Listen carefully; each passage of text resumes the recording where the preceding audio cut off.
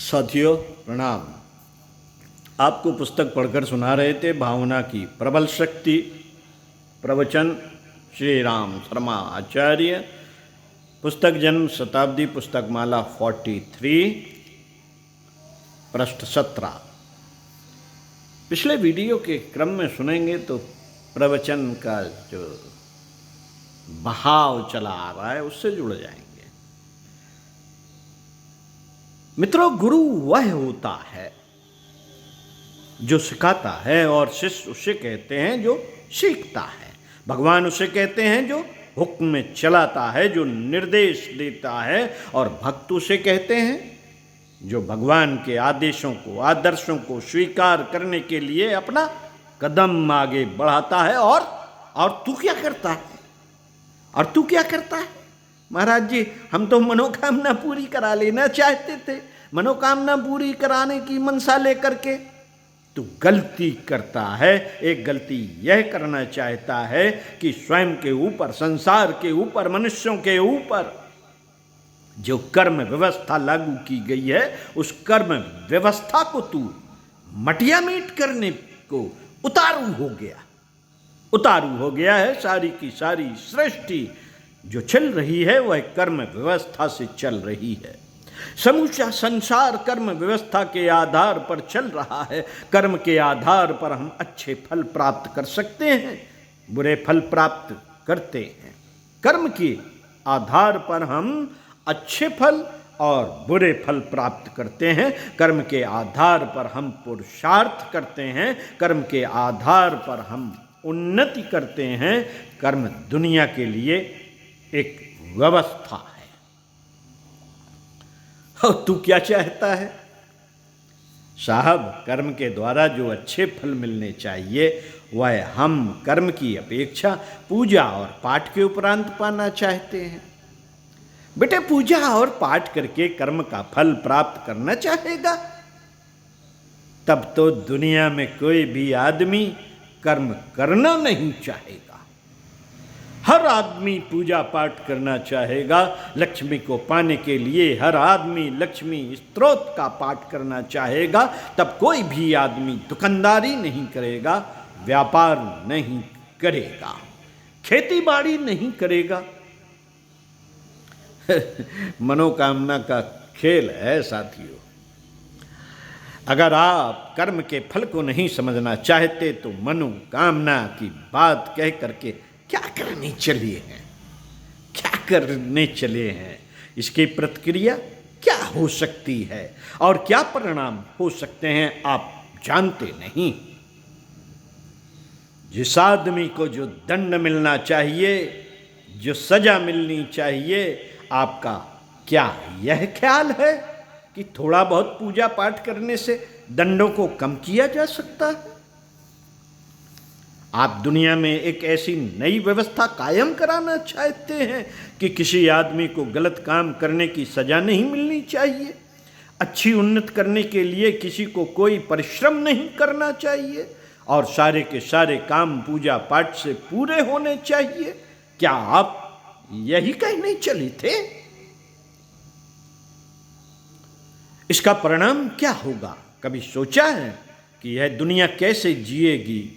दुनिया के कायदे कैसे रहेंगे? दुनिया के नियम कैसे चलेंगे? दुनिया की व्यवस्था कैसे कायम रह पाएगी? बता बेटे, तू क्या कह रहा था? नहीं साहब, मैं तो मनोकामना की बात कह रहा था। बेटे, मनोकामना की बात तो ठीक है, पर इसका होगा क्या? भगवान अपनी सारी की सारी सृष्टि को एक कायदे के आधार पर, कानून के आधार पर, नियम के आधार पर चला रहा है। उस भगवान का क्या होगा जो सूरज को कायदे पर चला रहा है, चंद्रमा को कायदे पर चला रहा है, गेहूं में से गेहूं पैदा कर रहा है, मक्के में से मक्का पैदा कर रहा है, गाय के पेट में से गाय का बच्चा पैदा हो रहा है, बकरी के पेट में से बकरी का बच्चा पैदा हो रहा है। कायदे के ऊपर सारी की सारी सृष्टि का नियम चल रहा है। ये कैसा पागलपन है? आप क्या कह रहे थे भगवान से? भगवान से मैं यह कह रहा था कि हमारे कर्मों के फलों को आप हटाइए और हमारे पूजा पाठ के आधार पर नई व्यवस्था कायम कीजिए। अच्छा बेटे, भगवान की सृष्टि का जो क्रम है उस व्यवस्था को आप गलत करना चाहते थे। हाँ साहब, यही चाहता था कि कम से कम हमारे लिए भगवान अपने कायदे कानून नियम व्यवस्था सब बिगाड़ दें, सब बिगाड़ दें। क्यों क्यों आपके लिए ही क्यों बिगाड़ दें? क्या आप कहीं सोने के बने हुए हैं? बिगाड़ेगा तो सबके लिए बिगाड़ेगा, लेकिन अगर अपने नियम व्यवस्था बिगाड़ेगा तो मैं आपसे यह पूछना चाहता हूं, मैं आपसे यह पूछता हूं कि दुनिया जिंदा रहेगी या मरेगी? नहीं महाराज जी, हमारी मनोकामना पूरी करा दीजिए। बेटे तू पागल है?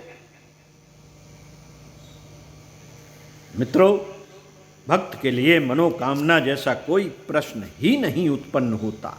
भक्त के द्वार में यदि आप प्रवेश करना चाहें और भक्ति को कभी आप जानना चाहें, तब आपको नए तरीके से विचार करना होगा। सोचने के वर्तमान तरीके सारे के सारे आपको बदल देने पड़ेंगे। फिर आपको नए सिरे से भक्ति का शुभारंभ करना होगा। भक्ति के सिद्धांत नए सिरे से कायम करने पड़ेंगे। फिर आपको इस तरीके से भक्ति के सिद्धांत प्रतिपादित करने पड़ेंगे कि हमारा बॉस जो हुक्म चलाएगा वह हम मानेंगे। आप अपने बॉस से पूछिए कि आप हुक्म दीजिए, हम आपकी मर्जी के मुताबिक चलेंगे। बॉस से पूछना पड़ेगा। साथियों, मिलिट्री बनाम अध्यात्म। मित्रों, फौज का कप्तान हुक्म देता है और सिपाही कहना मानता है। मिलिट्री का सारा डिसिप्लिन, अनुशासन इस बात पर टिका हुआ है कि कप्तान हुक्म दे और सिपाही उसके अनुसार चले। नहीं साहब, सिपाही हुक्म दे और कप्तान चले, तब बेटे मिलिट्री का सर्वनाश हो जाएगा, सत्यानाश हो जाएगा। सारे के सारे सिपाहियों में से कोई क्या कहेगा, कोई क्या कहेगा, कप्तान का कहना नहीं मानेगा। इससे कप्तान का दिमाग खराब हो जाएगा, वह पागल खाने चला जाएगा। मिलिट्री का सारा आधार इस बात पर टिका हुआ है कि कप्तान को हुक्म देना चाहिए, कप्तान को हुक्म देना चाहिए और सबको मानना चाहिए। यही शिक्षण आध्यात्मिकता का भी है। इसका शिक्षण है कि कठपुतली के तरीके से हमको अपने आप को भगवान के सुपुर्द करना चाहिए और भगवान से यह कहना चाहिए कि आप हुक्म चलाइए और हम आपकी मर्जी के मुताबिक उसे कर दिखाएंगे। स्त्री और पुरुष का अर्थ, पति पत्नी का उदाहरण यहाँ ऐसा फिट सही बैठ जाता है। कैसे? स्त्री और पुरुष दोनों की शादी हो जाती है। स्त्री अपनी हया और शर्म, इज्जत और आबरू, मन की इच्छा, रहन सहन का तरीका अपने मर्द के कहने के अनुसार बदल देती है और मर्द अपने पास जो संपत्ति है, जमीन जायदाद है, अपना वंश गोत्र, सब कुछ स्त्री के सुपुर्द कर देता है। एक के सुपुर्द करने से दूसरा अपने आप को सुपुर्द कर देता है। भगवान से अगर आप यह चाहते हो कि वह अपनी संपदाएं आपके सुपुर्द कर दे, आपको अपनी विभूतियां सुपुर्द कर दे, अपने क्रियाकलाप सुपुर्द कर दे, तो उसकी कीमत कम से कम इतनी तो चुकानी ही चाहिए कि हम उससे ये कहें कि हम आपकी मर्जी के मुताबिक चलेंगे, मर्जी के मुताबिक चलेंगे। और इसी का नाम समर्पण है। मिलते हैं आपसे अगले वीडियो में इसी पुस्तक के पृष्ठ 23 से, समर्पण और सोहम। ओम